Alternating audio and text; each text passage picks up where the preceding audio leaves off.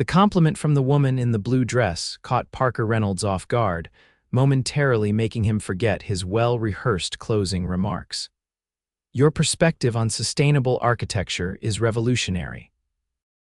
I've never heard anyone articulate the balance between aesthetic appeal and environmental responsibility so clearly, she said, her voice carrying an earnestness that stood out among the polite conference applause.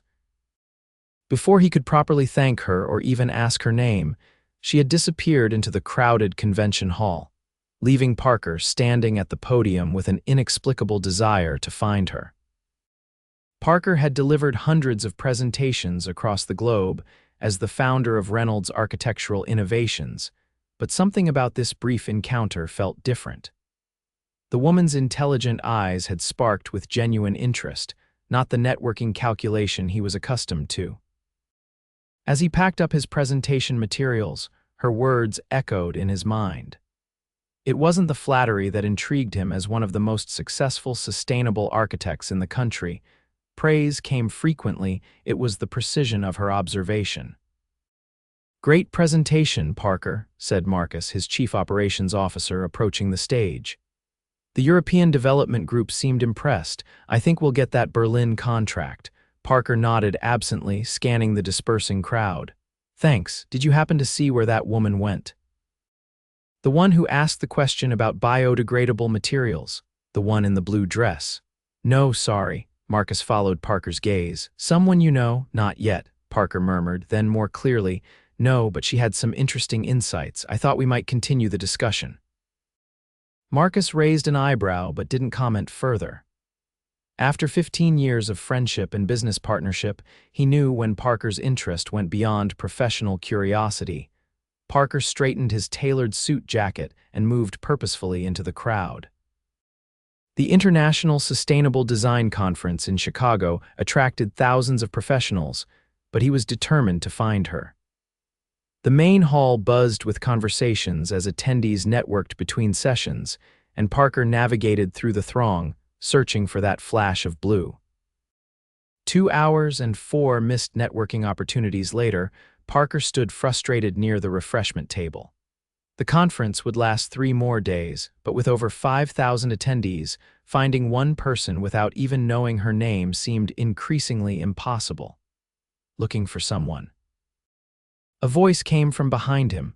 Parker turned, hope rising, but it was only Sophia Chen, a sustainable materials supplier he'd collaborated with on several projects. Actually, yes, a woman in a blue dress who attended my presentation. She asked about the biodegradable materials we're developing. Sophia smiled. Searching for intellectual stimulation amid the corporate schmoozing, refreshing. Something like that, Parker replied, accepting a glass of sparkling water from a passing server. Did you happen to see her? No, but I did overhear someone mentioning a Deanna from Turner Environmental Consulting who asked brilliant questions at the morning session. Could that be her? Parker's interest piqued. Turner Environmental, I'm not familiar with them. Small but growing firm. They're doing innovative work with urban green spaces. Their booth is in the East Exhibition Hall if you want to check. Parker thanked Sophia and made his way through the conference center, his steps quickening as he approached the East Hall. The exhibition space was filled with displays from companies across the sustainability spectrum, from solar power innovators to waste management solutions. He scanned the booths methodically until he spotted a modest display with the Turner Environmental logo. A man in his early 50s stood alone at the booth, arranging brochures. No sign of a woman in blue. Hello, Parker approached, extending his hand. Parker Reynolds, Reynolds Architectural Innovations. The man's eyes widened slightly in recognition. Gerald Turner. It's an honor, Mr. Reynolds. Your riverbank restoration project in Portland set the standard for what we're trying to achieve. Thank you. I'm actually looking for someone who might work with your company. A woman who attended my presentation earlier, I believe her name might be Deanna. Gerald's face brightened. Deanna? Yes, my daughter Deanna. She's presenting her research on urban microclimate enhancement right now in room 306. Parker checked his watch. Which started 10 minutes ago. Thank you, Mr. Turner. I look forward to discussing potential collaborations with your firm soon. He hurried to room 306, slipping quietly through the door. The room was smaller than the main hall where he'd presented, with perhaps 50 people in attendance. At the front stood the woman in the blue dress, now commanding the room with the same confidence that had impressed him earlier. Her dark hair was swept into a professional updo, and her hands moved expressively as she explained data displayed on the screen behind her.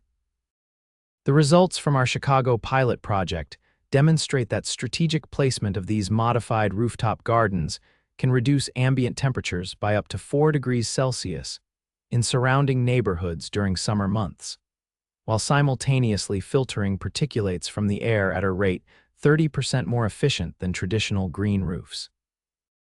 Parker found an empty seat in the back row, content to observe.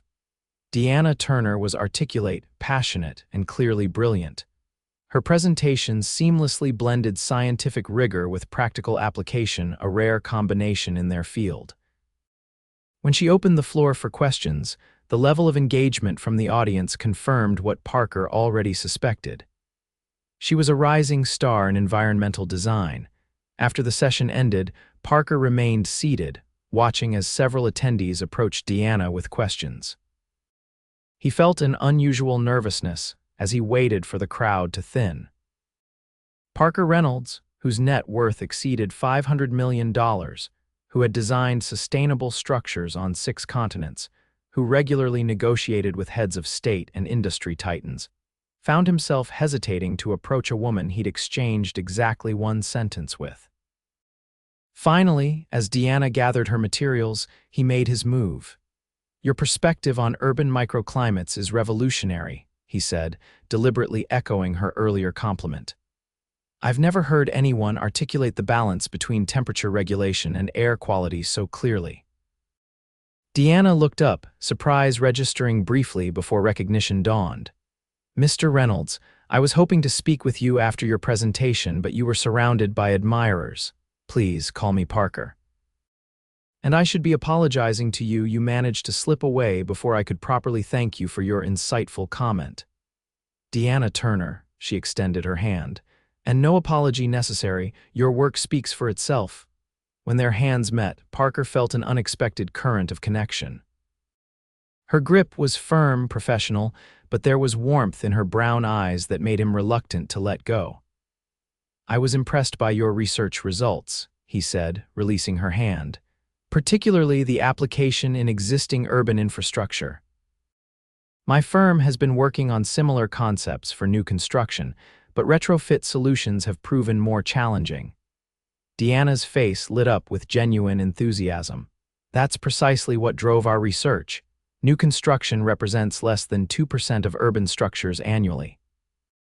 If we want meaningful climate impact, we need solutions for what's already built.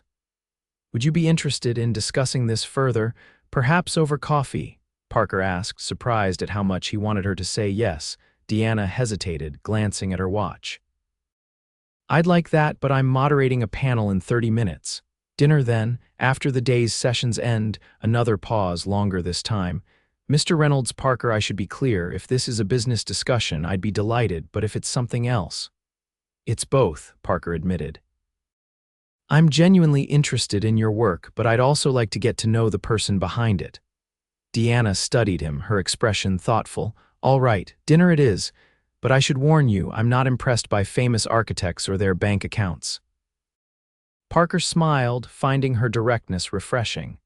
"Noted, and what does impress Deanna Turner? Innovation, authenticity, people who see beyond profit margins to the communities their work affects." Her gaze was steady, challenging. "I look forward to being evaluated on those merits," Parker replied. "Shall we meet in the main lobby at 7? Deanna agreed, and they exchanged phone numbers before she hurried off to her panel. Parker watched her go, feeling more intrigued than he had been by anyone in years. He had 3 hours to decide where to take her for dinner, somewhere impressive, but not ostentatious, somewhere they could talk without interruption. Parker spent those hours more distracted than he'd been in years. He attended a panel discussion on sustainable materials, but couldn't recall a single point made. He nodded through a meeting with potential investors, thankful that Marcus was there to carry the conversation. His mind kept returning to Deanna her insightful questions, the way she commanded the room during her presentation, the frank assessment in her eyes when she'd agreed to dinner. At 6:55, Parker waited in the lobby, having changed into a fresh shirt but keeping his suit deliberately professional. He spotted Deanna approaching, still in her blue dress but with her hair now falling freely around her shoulders. The simple change transformed her from conference presenter to dinner companion, and Parker felt his pulse quicken slightly. "You found a restaurant?" Deanna asked as she approached. "A small place about 10 minutes from here. Locally sourced ingredients, excellent reputation. Is that acceptable?" Deanna nodded. "Sounds perfect." The restaurant terroir was tucked into a renovated brownstone. Its intimate lighting and plant-filled interior created a relaxed atmosphere that encouraged conversation.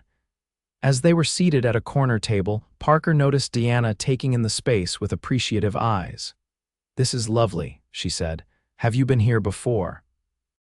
"No, but my assistant recommended it. She knows I prefer places that align with sustainable values." "And does your assistant often arrange your dinner dates?" Deanna asked, a hint of teasing in her voice. Parker smiled. "This isn't a typical dinner for me. I don't usually pursue women who critique my presentations." "I didn't critique, I complimented." "Precisely. Most people in our field lead with criticism disguised as questions. Your genuine appreciation stood out." They ordered, Parker selecting the chef's seasonal tasting menu. Deanna choosing wild mushroom risotto, and conversation flowed naturally from professional to personal. Deanna explained how she joined her father's environmental consulting firm after completing her PhD. In environmental engineering at MIT, Turner Environmental was focused primarily on regulatory compliance when I came aboard, she explained. "Important work, but reactive.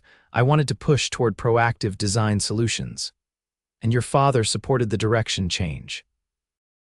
Deanna's expression softened. "Dad's always been my biggest supporter. When my mother died during my sophomore year of college, he somehow managed to be both parents while running the company.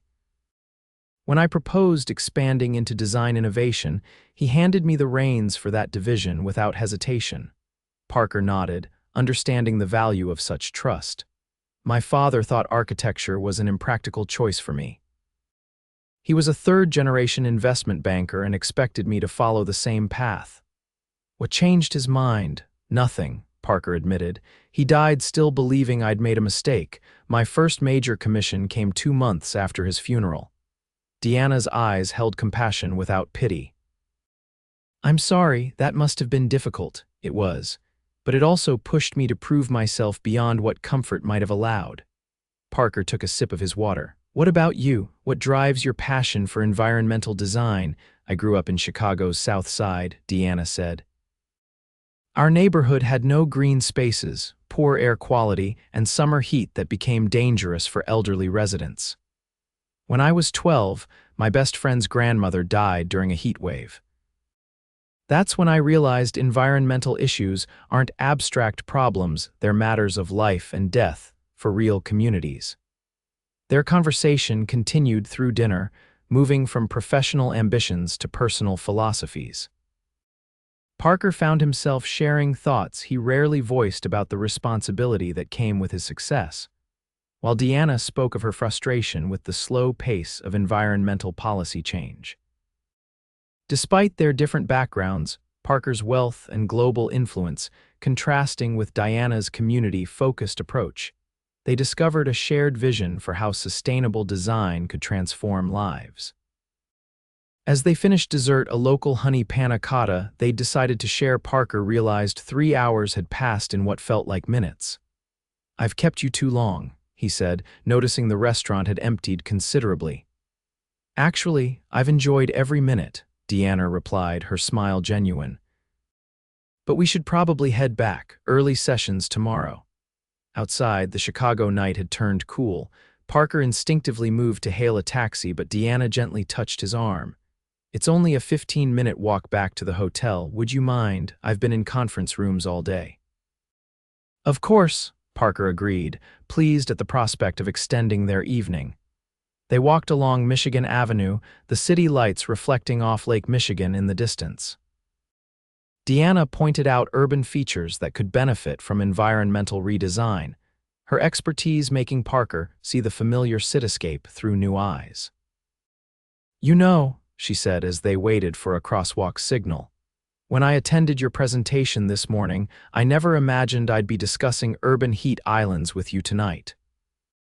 And when you complimented my presentation, I never imagined I'd spend the rest of the day looking for you," Parker admitted. Deanna turned to him, surprise evident. "You were looking for me? Why?" The crosswalk signal changed, but neither moved. Parker considered his answer carefully. "Because in an industry where most people network to advance their careers, you spoke with genuine intellectual interest. That's rare and compelling." Deanna's expression softened. "I said what I thought. Your approach to integrating social impact metrics into sustainability goals is something I've been advocating for years, but few architects with your influence have embraced it. Would you be interested in continuing this conversation tomorrow, perhaps lunch between sessions?" Deanna hesitated only briefly. "I'd like that." They resumed walking, and Parker felt a subtle shift between them, a comfortable ease that felt both new and somehow familiar. When they reached the conference hotel, he walked her to the elevator. "Thank you for dinner," Deanna said. "And the conversation. Thank you for making me see my own work through fresh eyes," Parker replied. For a moment they stood looking at each other, the air charged with unspoken possibility. Then Deanna stepped forward and kissed his cheek lightly. "Good night, Parker Reynolds." "Good night, Deanna Turner." As the elevator doors closed between them, Parker knew with unusual certainty that something significant had begun. The next 3 days of the conference passed in a blur of professional obligations, punctuated by increasingly anticipated moments with Deanna. They met for lunch the following day, discussing potential collaborations between their firms. On the third day, Parker attended Deanna's workshop on community engagement strategies, impressed by her practical approach to gaining neighborhood support for environmental initiatives. By the conference's final evening, their connection had deepened beyond professional admiration into something neither had expected. They stood on the hotel's rooftop terrace at the closing reception, slightly apart from the networking crowds. "Your Berlin project," Deanna said, continuing a conversation they'd started earlier. "Have you considered incorporating local temperature monitoring stations? The data could help refine your passive cooling systems." Parker nodded. "We've discussed it, but finding the right technology partner has been challenging. Turner Environmental has been developing low-cost monitoring systems with a German university. I could connect you with the research team." "I'd appreciate that," Parker said, then added, "though I should admit my interest might appear self-serving." Deanna raised an eyebrow. "How so? If our firms collaborate, I'd have professional reasons to see you again." His tone was light, but his eyes conveyed his genuine interest. Deanna looked at him thoughtfully. "Is that what you want? Professional reasons?" Parker set his glass on a nearby table and turned to face her fully. "No, I'd prefer honesty. I've enjoyed these past days with you more than any conference I've attended in 20 years of architecture. And while I absolutely respect your work and would value professional collaboration, what I really want is to see you again without name badges or presentation schedules." Deanna's expression remained serious, though her eyes softened. "Parker, I live in Chicago. You're based in New York. That's a significant complication." "I have a jet," he said simply. Deanna laughed, the sound warm in the cool evening air. "Of course you do, and that solves everything. It solves the distance. The rest depends on whether you're interested in exploring whatever this is between us." Deanna didn't answer immediately, her gaze drifting over the Chicago skyline. "I grew up watching my father build his business from nothing," she finally said. "When I joined the firm, some clients assumed I'd been handed my position because of my last name, not my doctorate or research. I've worked very hard to establish myself based on merit, not connections." Parker nodded, understanding her concern, "and being associated with me could complicate that perception." Yes, but that's not my primary hesitation. She turned back to him. I'm cautious because I don't usually feel this kind of immediate connection with someone. It's unsettling. I understand, I feel the same way. Parker moved slightly closer. I'm not suggesting we rush into anything. Just dinner next week when I'm back in Chicago for the lakefront restoration meeting. Deanna's lips curved into a smile. Just dinner, to start with. The moment stretched between them, possibilities unfolding like architectural plans, precise yet full of creative potential. Yes, Deanna said finally. I'd like that very much. That dinner led to another when Deanna traveled to New York the following month for an environmental conference. Parker showed her his favorite parts of the city, including the community garden his firm had helped design in a formerly neglected neighborhood.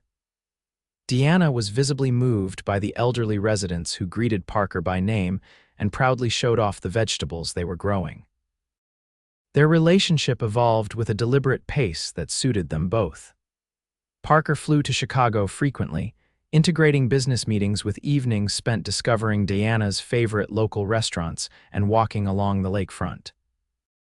Deanna visited New York when her schedule allowed, and Parker delighted in showing her his world, not just the luxury high-rises and exclusive restaurants, but the community projects and sustainable innovations that truly energized him.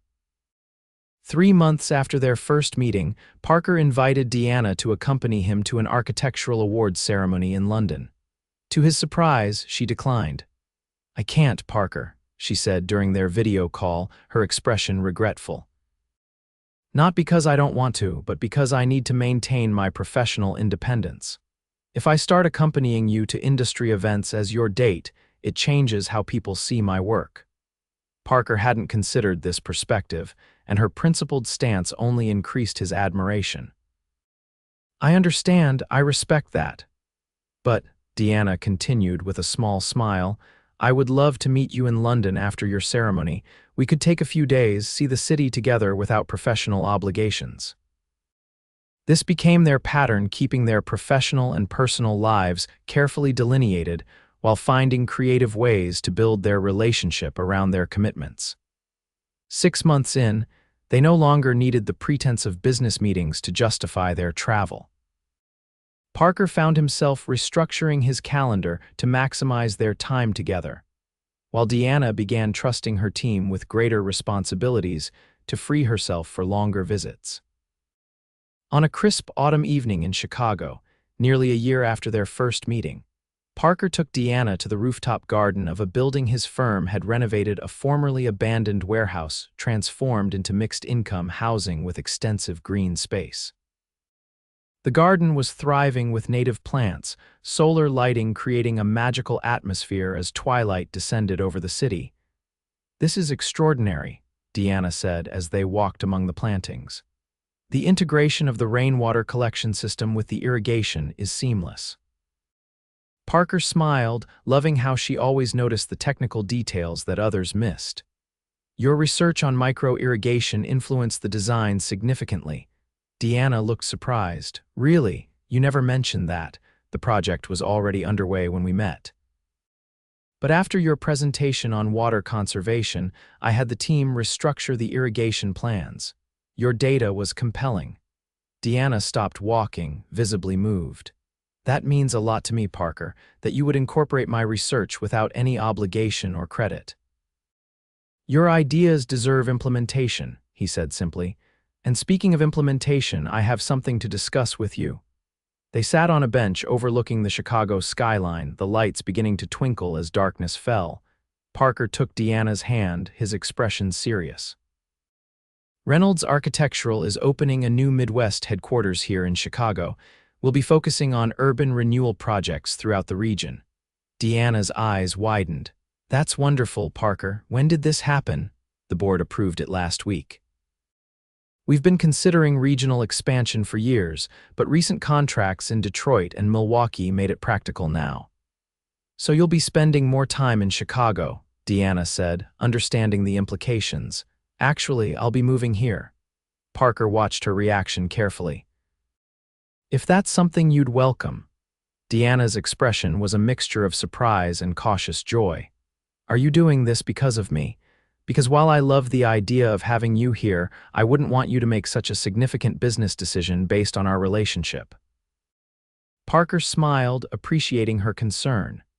The business decision is sound on its own merits, but I won't pretend you weren't a factor in choosing Chicago over Minneapolis or St. Louis, both of which were also under consideration. Deanna squeezed his hand. Then I'm very happy Chicago won the evaluation. There's more, Parker continued. The Turner environmental approach to community engagement aligns perfectly with our new direction. I'd like to propose a formal partnership between our firms, not a merger, but a collaborative alliance that would maintain your company's independence while allowing both organizations to benefit from each other's expertise. Deanna studied him, professional interest evident. That's an intriguing proposition. I'd need to discuss it with my father and our team. Of course, I've prepared a detailed proposal for your consideration. Parker reached into his jacket and produced an envelope. No pressure or timeline. This is a business decision that should be evaluated on its merits, regardless of our personal relationship.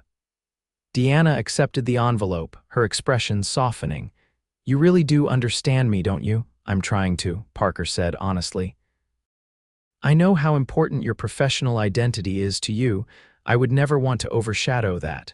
Deanna set the envelope aside and moved closer to him. And that's exactly why I've fallen in love with you, Parker Reynolds. It was the first time either of them had spoken those words, though the feeling had been building steadily for months. Parker felt something settle in his chest, a certainty he'd never experienced before. I love you too, Deanna, more than I knew was possible. Under the stars, surrounded by the garden they both appreciated for its beauty and function, they sealed this declaration with a kiss that held both passion and promise. 6 months later, Parker stood in the atrium of the newly renovated Chicago Cultural Center, watching Deanna move confidently through the crowd of environmental leaders, civic officials, and community representatives. The launch of their joint initiative Urban Renewal for Environmental Equity had drawn significant attention, with commitments from city governments across the Midwest. Gerald Turner approached, pride evident as he watched his daughter. She's extraordinary, isn't she? Completely, Parker agreed. This program was her vision from start to finish. Not entirely, Gerald countered. The financial structure you developed made it viable. Without that, we'd still be chasing grant funding. Parker shrugged. Money is the easiest part of any equation. Vision and passion are the true catalysts for change. Gerald studied the younger man thoughtfully. You know, when Deanna first told me she was seeing you, I was concerned. Your wealth and influence could have easily overshadowed her work. But you've done the opposite. You've created space for her brilliance to shine even brighter. She does the same for me, Parker said simply. My designs have improved substantially since incorporating her environmental insights. Deanna approached them, glowing with success. The mayor of Milwaukee just committed to implementing the program in 3 neighborhoods next year. Congratulations, Parker said warmly. You've made this happen. Deanna shook her head. We made this happen, all of us. She linked her arm through her father's and reached for Parker's hand. The perfect combination of experience, innovation, and resources. Later that evening, as they walked along the lakeshore path near Deanna's apartment, soon to be their apartment, once Parker's lease ended the following month, Parker felt a profound contentment. His life had changed dramatically since that conference a year and a half ago, and not just geographically. Remember when you said you weren't impressed by famous architects or their bank accounts? He asked as they paused to watch the moonlight on the water. Deanna laughed. I was being deliberately prickly. I'd already read everything you'd published and admired your work for years. Really, you never told me that. A woman has to maintain some mystery, she teased. Besides, I wanted to be sure you were as authentic as your design suggested. And your verdict. Deanna turned to face him, her expression softening. Even better than advertised. You use your resources to create meaningful change. You listen more than you speak. and you've never once made me feel that my work is less important than yours, despite the difference in our company sizes." Parker took both her hands in his. "Your work isn't less important, it's essential. To communities, to the environment, and to me personally." Deanna smiled. "We make a good team, don't we?" "The best," Parker agreed. Then, releasing her hands, he reached into his pocket and lowered himself to one knee. "Which is why I hope you'll consider making our partnership permanent." Deanna's breath caught as Parker opened a small box containing a ring with a simple but flawless diamond set in recycled platinum. "Deanna Turner, your insight and passion have transformed not just my work but my entire life. Would you do me the honor of becoming my wife?" Deanna's eyes shimmered with emotion. "Yes," she whispered. "Absolutely yes." As Parker slipped the ring onto her finger and rose to embrace her, the Chicago skyline sparkled behind them, a fitting backdrop for architectural innovators, whose greatest design would be the life they built together.